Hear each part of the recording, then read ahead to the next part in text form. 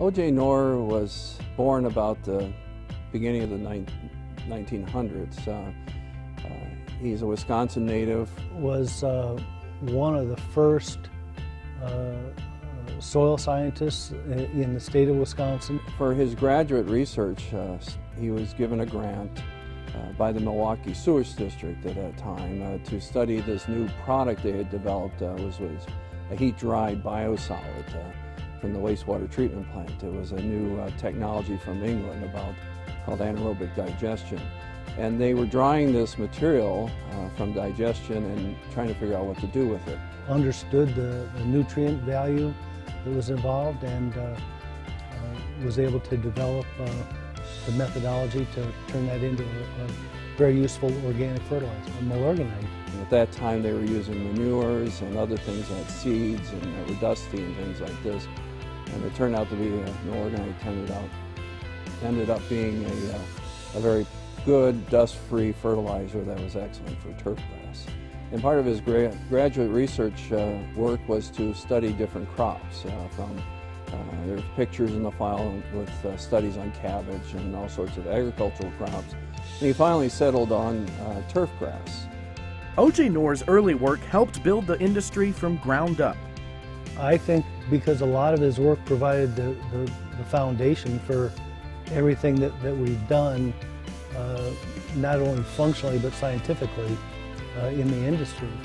He established many of the recent research trials all over the country and in fact overseas as well.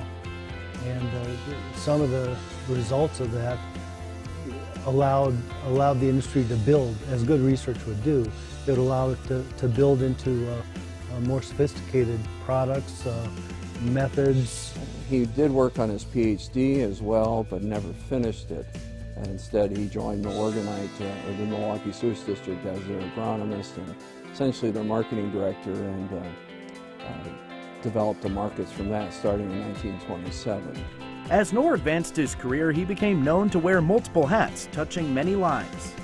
He was best known as a speaker, as a mentor, as a teacher, all over the country. There's some wild stories about O.J. and some of his colleagues, but it wasn't uncommon for them to get on a train and be gone for a month, visiting different universities, different meetings and things like that, where he'd lecture and teach about some of the science of what greenskeepers at that time, superintendents now, do. He was one of those early pioneers. The first golf courses in this country weren't built until the late 1800s for the most part, and it was a growing industry. He was learning how to take care of this turf grass and this new use in the United States. And as he traveled, he learned more. He had the agronomic university experience and education.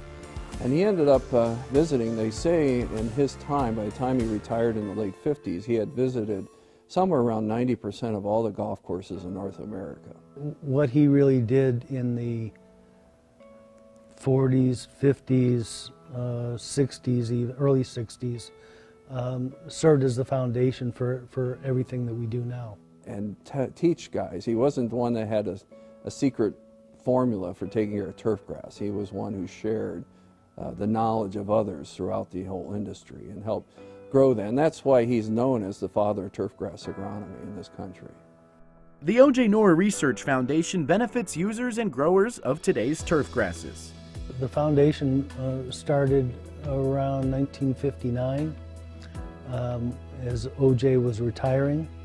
A group of Milwaukee distributors from all over the country got together and were trying to figure out what to do for a retirement gift, and they raised a lot of money to send O.J. and his wife around the world.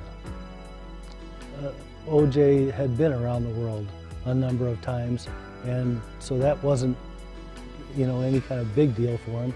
But he said, no, rather I'd like to invest that money to start a research foundation to fund research projects, because I think that that'll be a legacy that will be much more ongoing. As we progress, we're finding new things, as new species are used, new varieties, new techniques.